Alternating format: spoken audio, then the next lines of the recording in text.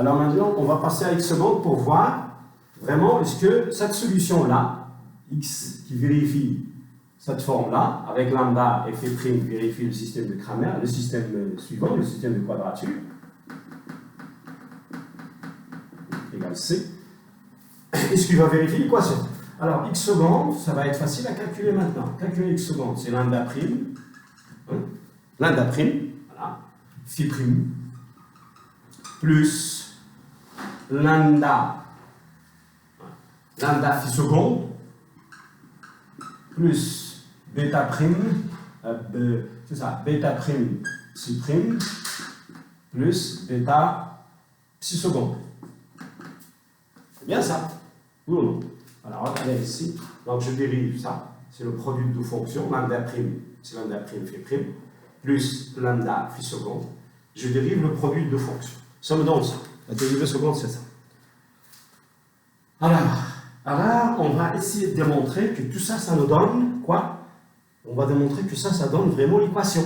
Hein? Ça veut dire, avec lambda prime, c'est quoi? C'est Cramer, le système de Cramer, et bêta prime, c'est le système de Cramer. On va démontrer que ça. Alors, regardez, n'oubliez pas, sachant que. Alors, je vais remonter un peu en haut, parce que je n'ai pas de la place. C'est ça. Donc, ici, rappelez de lambda prime. Alors, regardez, ça, déjà, bêta prime plus, regardez, bêta prime, psi prime, et lambda prime, phi prime. À quoi c'est égal? D'après Cramer, d'après les quadratures. À quoi c'est égal? Lambda prime, phi prime plus bêta prime. Égal à C. Donc, si vous voulez, ça c'est égal à quoi? À C. Égal à C. Donc, les deux là, c'est égal à C. Regardez le système. Donc, c'est égal à lambda phi seconde plus bêta psi seconde plus C. Ah, c'est bien? Ok. Plus C. D'accord?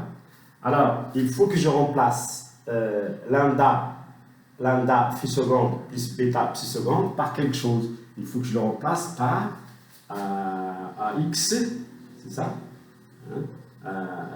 Il va me rester, voilà, il va me rester AX prime plus B, AX prime plus B, bêta, plus B. Hein, AX prime plus B. Alors je vais utiliser maintenant, je vais utiliser quoi? Je vais utiliser Cramer.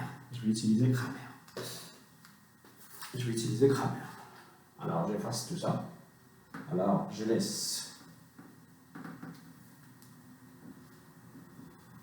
Excusez, 3 minutes. Donc il ne va pas rester grand-chose. Alors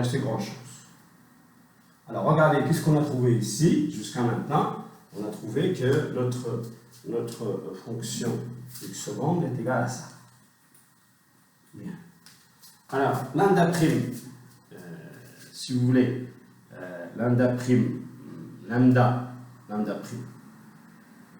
c'est ça. J'ai remplacé ici, c'est pas lambda prime, si vous voulez, lambda prime phi prime plus bêta prime psi prime. Je vais la laisser. Alors, regardez, donc on a déjà Cramer, le système suivant, nous donne, c'est lambda prime égale à quoi? Égale à phi, c'est ce que j'ai écrit tout à l'heure, phi prime, 0, c, sur quoi? Sur phi prime, psi prime. C'est bon? On peut calculer lambda prime. D'accord? On peut calculer lambda prime. Alors, et bêta prime est égal à 0 c, psi prime, sur phi prime, psi prime. D'accord? Alors, vous avez calculé lambda prime. À quoi c'est égal ici? Lambda prime, ça va nous donner phi fois 0, phi fois c, donc c'est phi c fois c, sur quoi? Sur phi psi prime, moins phi prime psi. Ça c'est lambda prime. D'accord, si vous voulez. Et bêta prime, bêta prime, si vous voulez, à quoi c'est égal? C'est 0 fois psi prime, 0 fois psi prime, donc ça va donner C psi sur phi psi prime moins phi prime psi. D'accord? Alors, on va prendre lambda prime, on va le remplacer ici. On va prendre bêta prime, on va le remplacer ici. Ça va nous donner que cette écriture-là, ça va donner vraiment C. Ça va donner C. D'accord? Donc, si vous remplacez les valeurs de lambda prime et bêta prime ici, vous allez trouver que c'est égal à C. Donc, cette écriture-là est égale à C. Donc, je l'efface. Donc, ça, c'est un plus C. C'est un plus C. Donc, avec les formules que nous a donné Cramer, ça nous donne ici C. Et le rouge, plus C. Alors, je dois trouver que ça vérifie l'équation de 2U. Hein? Ça doit vérifier l'équation de 2U. Bien. Alors, de notre part, il ne faut pas oublier que la solution homogène, on sait déjà une chose. Donc, j'ai trouvé ici, ça c'est x', c'est ça? C'est x secondes ici. C'est x secondes. Parce qu'on a dérivé 2 fois. Alors, je sais que déjà on a trouvé la solution x sous forme de lambda phi plus bêta psi. D'accord? Alors, je vais dériver la première dérivée, je dérive la deuxième seconde, je vais faire sortir le phi second. D'accord?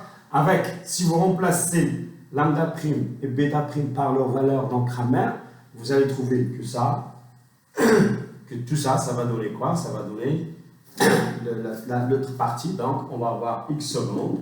Si vous utilisez Cramer que je viens de donner, les équations que vous remplacez dans Cramer, vous allez trouver que x seconde égale à quoi? Est égal à A. Vous allez faire apparaître, c'est ça, AX prime plus BX ici, et plus ceci. Donc vous allez trouver le AX et le BX dans l'équation. Vous allez trouver que ça c'est AX prime plus BX, parce que le X prime, vous allez le faire sortir ici, et le BX est déjà dans l'équation caractéristique, il est là. Donc on fait AX' et BX, vous allez avoir. D'accord? Bien. Donc, il suffit juste de remplacer chaque chose par sa valeur. Et le théorème n'est pas vraiment, la démonstration de théorème n'est pas vraiment quelque chose de très difficile. Donc, regardez, ce qui est important pour vous, ce n'est pas cette démonstration. Ce qui est important pour moi et pour vous, c'est de savoir la technique de résolution. C'est savoir comment résoudre les étapes de résolution. Moi, ce que je vais vous donner à l'examen, je vais vous donner une équation différentielle d'ordre 1. Vous allez savoir la résoudre. Vous allez me donner la bonne solution. Je vais vous donner une équation linéaire d'ordre 2. Vous allez savoir comment la résoudre. C'est ça qui m'intéresse. Et même plus que ça, je peux vous donner un problème de la nature. Je ne sais pas, ça se peut, je vais le faire d'ailleurs. Ici, il me reste encore des TD. Je vais vous donner des exercices sous forme de Covid-19, sous forme d'un problème d'évolution comme un problème archéologique, ou le déplacement d'un avion, ou bien l'écoulement de l'eau. Donc, je vais vous donner un phénomène qui va être tiré de l'application, de l'environnement, de l'ingénierie. Et vous allez le modéliser, vous allez le rendre sous forme d'équation différentielle, linéaire, d'ordre 1 ou d'ordre 2. Et vous allez me trouver la solution. Ça veut dire quoi? Vous allez me trouver la courbe de déplacement, ou vous allez me trouver le temps d'écoulement de l'eau, ou bien vous allez me trouver par exemple le temps de refroidissement d'un produit comme la viande ou comme le lait dans un frigidaire par exemple. D'accord? Je vais vous donner dans combien de temps la viande va être solide, quelque chose de glacial, etc. Donc ça, c'est des exemples, je donne des exemples. C'est comme ça que je vais vous donner l'exercice, d'accord? Mais il faut savoir modéliser, il faut savoir résoudre, ça va? Donc, je vous dis merci bien pour l'écoute, et essayez, s'il vous plaît, de faire toujours les exercices. Toujours.